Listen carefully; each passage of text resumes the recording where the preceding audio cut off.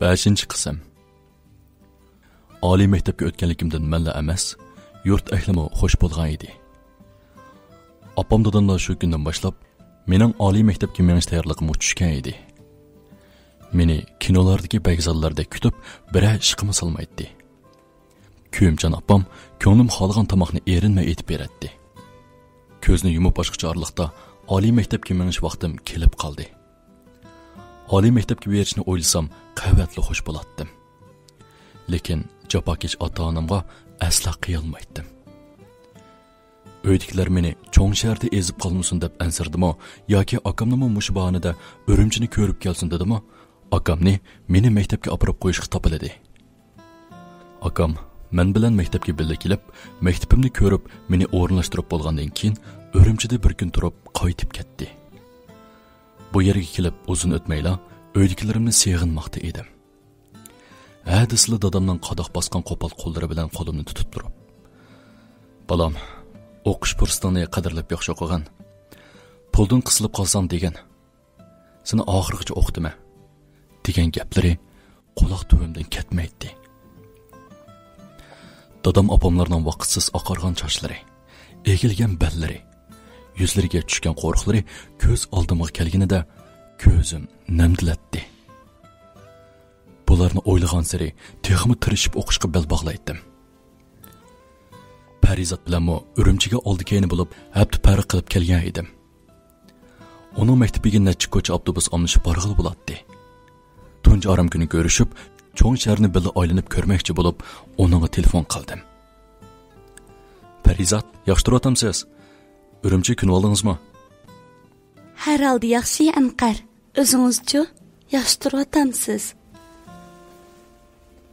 Odamlarning jiqliqini hisobga olmaganda yaxshi ekan bu. Hammam yaxshi. Oldimizga shanba kuni ko'rishib, bu cho'ng shaharni birlikda aylanib boqsaq deb o'ylagandim.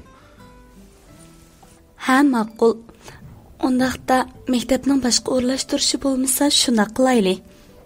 Ko'rishmaganimizga xeyli bo'pti. Shunda qilib, shanba kuni ko'rishib, birlikda shahar aylanishga kelishdik.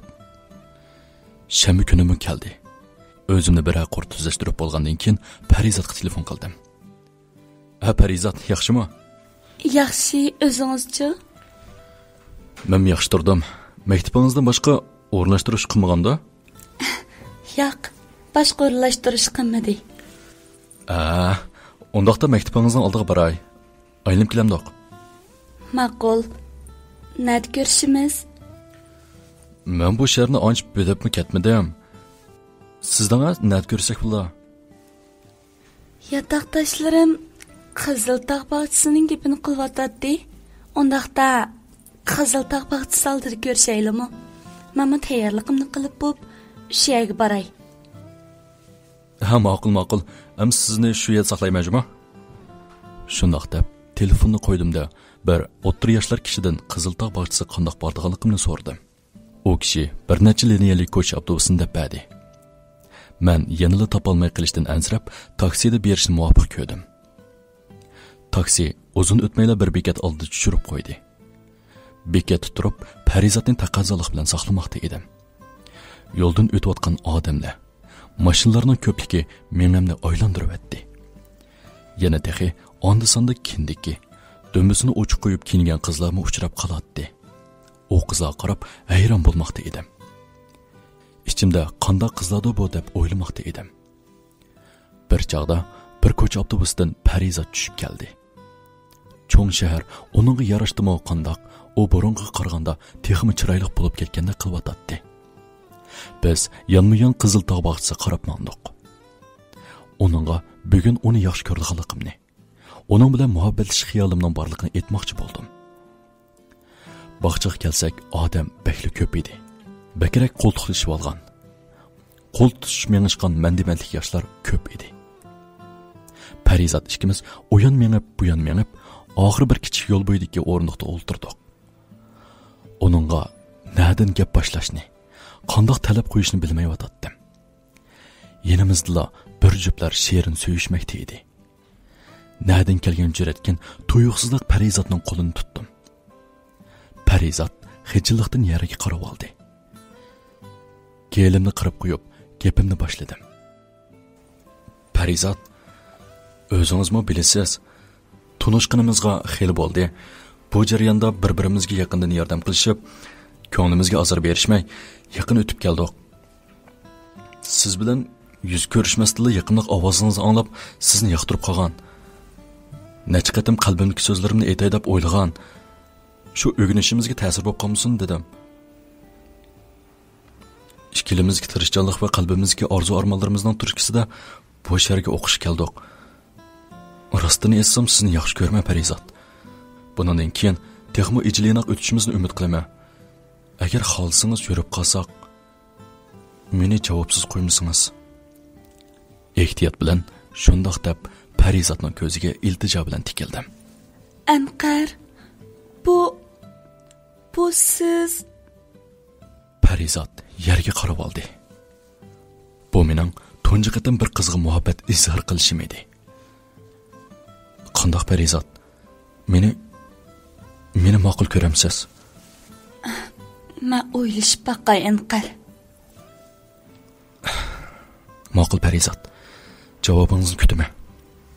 Oradagi tortinish, xijil bo'lishlar asta yo'qmoqda edi. Bog'chada qo'l tutishib mengib, maktabimizdagi bu cho'ng shahardagi qiziqarli yangilik ishlarni deyishdik. Bir necha xil o'yinchilarni o'ynashdik. Birlikda telefonda rasmga tushdik. Onun bilan birga rasm tushish jarayonida uningdan tarqalgan xushbiroq meni mast qiladi. Ish qilib, bugun uningga ko'nglimdagi gaplarni deb qo'lini tutib mengib, birga rasmga tushib, bahli xush bo'lgan edim. Ilgari roman kitoblarda oshiqlarning hamisha ma'shuqining visoliga yetolmay azob chekadiganligini, dard dastidan kechichi kirib chiqmaydiganligini o'qiydim. Muhabbatning asli mundoq shirin maishatlar borligini o'ylabmi boqmagan edim. Parizat garchi talabimga ma'qul yoki yo'q deb aniq javob bermasmi, lekin men qo'lini tutganda quchoqlashib degidek rasmga tushganda meni rad qilmagan edi. Bular albatta qo'shilg'isi borligi, lekin damalliqqa aytilmaganligining ifodasi edi. Vaqtmi xeyli bir yerga berib qolgan edi. Bog'chadan chiqib, bekat oldiga kelganda meni turibli mum bosdi. Onundan ayrılğım yo'q edi. Onu quchoqlab turib, javobini kutadiganligimni aytib xo'shlashdim.